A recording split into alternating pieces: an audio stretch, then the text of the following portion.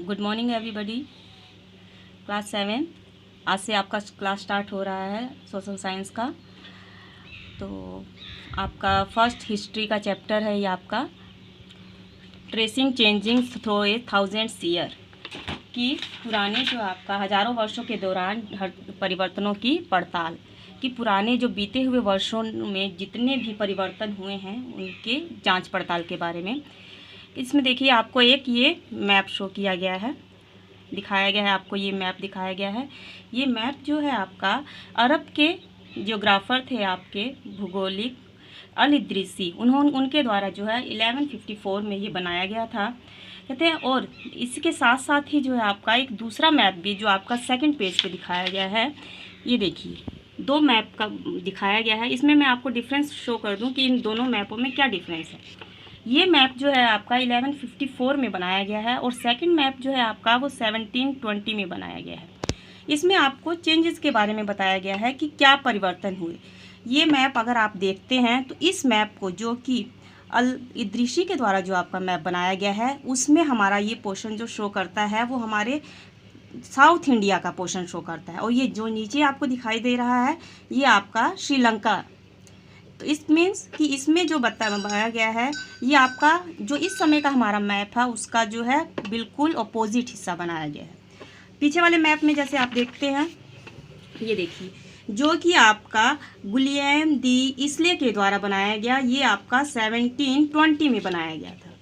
और इस मैप में देखिए ये आज के आपको देखेंगे आप कि जिस तरह का हमारा आज का मैप है बिल्कुल उसी तरह का मैप ये शो कर रहा है।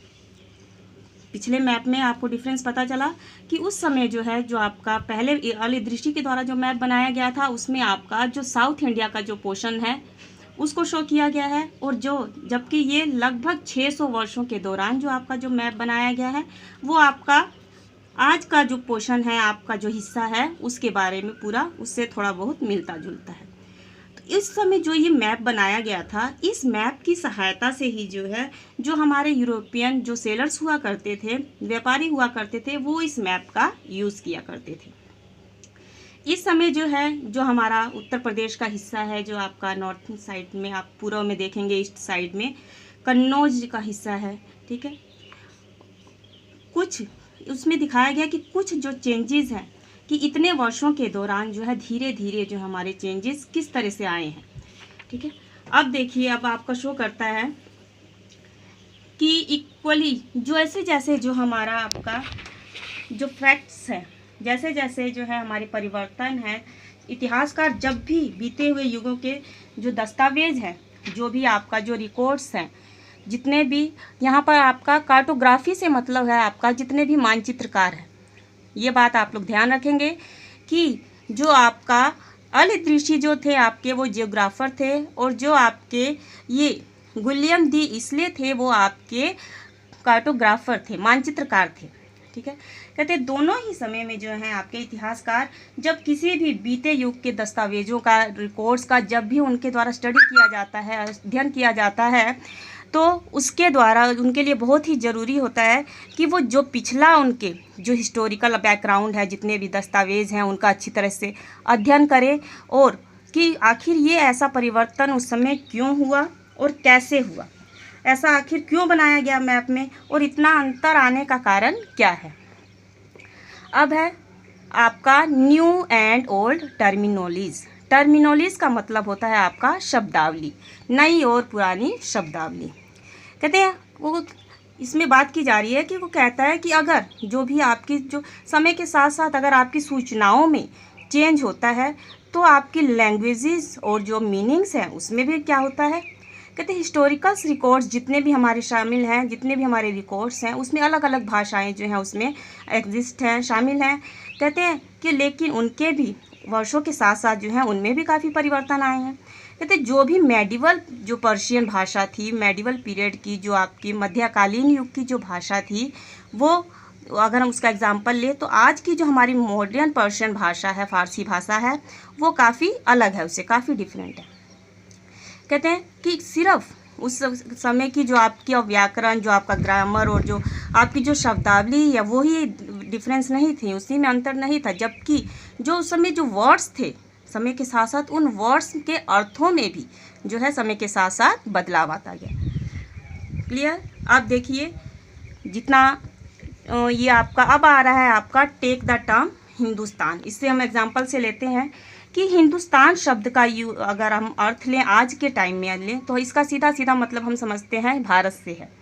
कहते हैं लेकिन और हमारा जो आधुनिक स्टेट है, राष्ट्रीय हमारा नेशन है, स्टेट है, उससे हम लेते हैं। लेकिन जब कहते 13th सेंचुरी के द्वारा जो मिनहाज सिराज थे, जब इनके द्वारा 13वीं शताब्दी में इसका प्रयोग किया गया था, उन्होंने पर्शियन में जब लिखा तो उनका मतलब था जो पंजाब, हरियाणा और गंगा और यमुना के बीच में जो भी क्षेत्र शामिल थे उससे शामिल था। कहते हैं और इसका जो उपयोग है वो राजनीतिक क्षेत्र के लिए ही किया जाता था। कहते हैं were part of the political domination of the Delhi sultan, और जो कि ये भाषाएं इसका प्रयोग पंजाब, हरियाणा और गंगा यमुना के बीच स्थित इलाकों से के क्षेत्रों से था। उसने इस शब्द का जो राजनीतिक अर्थ उन क्षेत्रों के प्रयोग किया जो दिल्ली के सुल्तान के अधिकार के क्षेत्र में आते थे। जितने भी क्षेत्र दिल्ली के सुल्तान के क्षेत्र में आ जाते थे उनका उन क्षेत्रों पर अधिकार हुआ करता था। कहते और जैसे जैसे सुल्तान का जो क्षेत्र है, जैसे जैसे सुल्तान का जो क्षेत्र है बढ़ता जाता था, उसी तरह से उसका अर्थ भी आगे बढ़ता जाता था। कहते the areas include in the term shifted with the extent of saltanat but the term never included south India. कहते हैं लेकिन सिर्फ उत्तरी ही भारत में इसका विस्तार रहा, दक्षिणी भारत में इसका विस्तार नहीं हो सका। 16th सेंचुरी में उसके बाद जो है 16वीं शताब्दी में जो है बाबर के आने पर बाबर ने हिंदुस्तान शब्द का प्रयोग इन उपमहाद्वीपों में किया, लेकिन उसके पशु पक्षियों और यहाँ के निवासियों की संस्कृति का वर्णन करने के लिए किया। पक्षियों और उनके कल्चर और उनके रहन सहन, उनकी संस्कृति का वर्णन करने के लिए किया। कहते हैं और आप इस चैप्टर में आगे ये भी देखेंगे कि 14th सेंचुरी बिल्कुल वैसा ही है। 14th सेंचुरी में जो अमीर खुसरो थे उनके द्वारा जो जिस शब्द का प्रयोग किया गया था, हिंद शब्द का कुछ समान जो हिंद का प्रयोग किया गया था उसका अर्थ भी बिल्कुल कुछ थोड़ा बहुत मिलता जुलता था इससे। लेकिन जहाँ भारत को भौगोलिक और सांस्कृतिक क्षेत्र में पहचाना जा रहा था उस समय लेकिन आज के युग में जहाँ है वहाँ हिंदुस्तान शब्द से वे अब राजनीतिक और राष्ट्रीय अर्थ नहीं जुड़े थे, और जो कि हम आज जोड़ते हैं। आज हम उससे राजनीतिक और हिंदुस्तान का शब्द अगर हम लेते हैं तो उसका अर्थ होता है हमारा कि राष्ट्रीय, राजनीतिक और राष्ट्रीय का अर्थ लेते हैं, पूरे हमारे राष्ट्र से संबंधित होता है। क्लियर?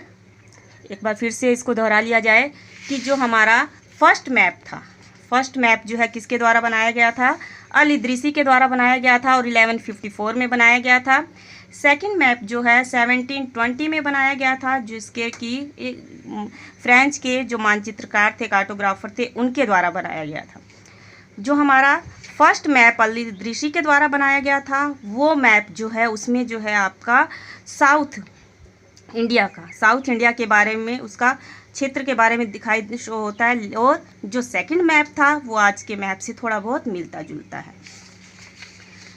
इस तरह से इसमें कुछ परिवर्तन के बारे में बताया गया। और इन मैप्स का प्रयोग, दूसरी बात कि इन मैप्स का जो प्रयोग है, इसका प्रयोग जो है हमारे जितने भी सेलर्स हुआ करते थे, यूरोपियन सेलर्स, उनके द्वारा, व्यापारियों के द्वारा जो है एक क्षेत्र से दूसरे क्षेत्र में, एक जगह से दूसरे क्षेत्र में जाने के लिए इन मैप्स का प्रयोग किया जाता था। दूसरा कि जो उनका न्यू एंड ओल्ड टर्मिनोलॉजीज, कि जो आपकी नई और पुरानी जो शब्दावलियाँ थीं उनमें भी चेंजेस आया, भाषाओं में चेंजेस आया। ठीक है। और हिंदुस्तान शब्द से ही जैसे हमने क्लियर किया है कि हिंदुस्तान का शब्द का प्रयोग भी जो है जैसे जैसे समय परिवर्तन होता गया उस तरह से जो है हिंदुस्तान शब्द का चेंज जो अर्थ है वो भी चेंज होता गया। आज के लिए इतना ही है, इसके आगे हम लोग कल पढ़ेंगे। आप लोग कल इससे अच्छे से रीड करेंगे और कल जो है इसके कुछ क्वेश्चंस भी मैं इसमें से आप लोगों को सेंड करूँगी। Thank you so much.